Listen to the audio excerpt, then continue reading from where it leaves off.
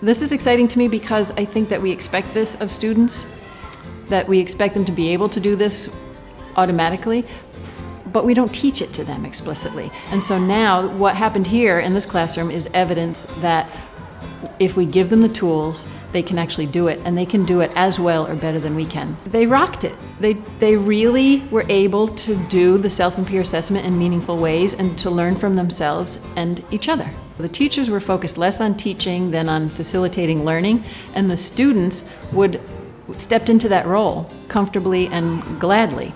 And they talked to themselves, they talked to each other, they talked to the teacher. You know what they had here? They have a culture of critique in this classroom. And it's a constructive culture of critique, it's an intelligent culture of critique, and that's because the teachers put the tools in place, in this case the rubric and the ladder of feedback, and they taught their children how to do it. This is important. They've been doing this all year. Instead of just saying, I think you need to fix such and such, you say, have you considered? Or I wonder if, or one of my concerns is. This makes a huge difference, and all the kids spoke about that. They get it. They get it because they were taught about the importance of it, but they also get it because they experience it, and they can talk about getting feedback from each other, not as being harsh, but as being gentle and helpful. That it wasn't about just judgment or evaluation or even just assessment in the typical sense of the word. It was about improvement.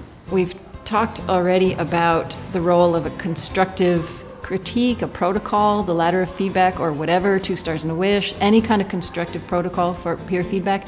But the other key element in truly informative self and peer assessment is standards.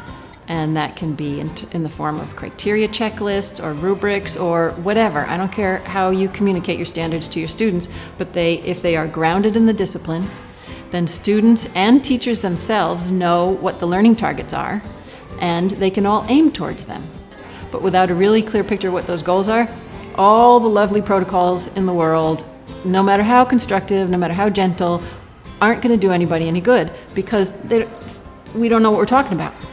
So you definitely need both of those elements. You can do all kinds of things, but you have to have that basic foundation of what are my goals for my students and what does high quality learning and work look like on this particular task.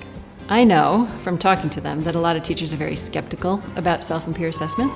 That's partly because of misconceptions about what it really is. A lot of people hear self-assessment and peer assessment and think that students are just going to go grade themselves and each other.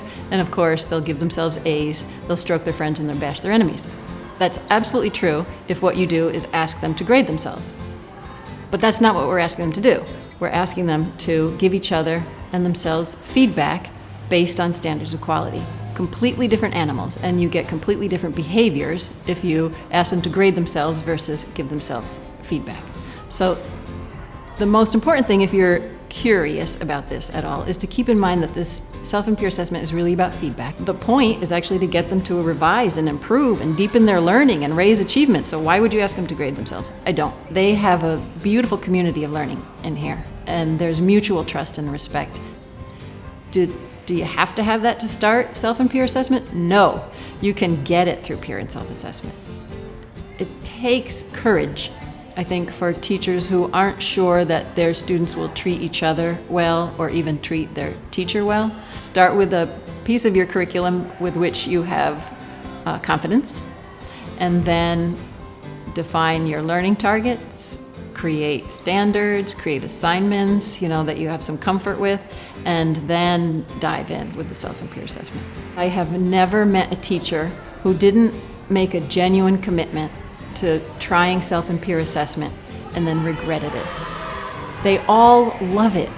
They try it, they stumble a little maybe, they try it again, they get feedback from their peers, the other teachers about how to make it work, and it works.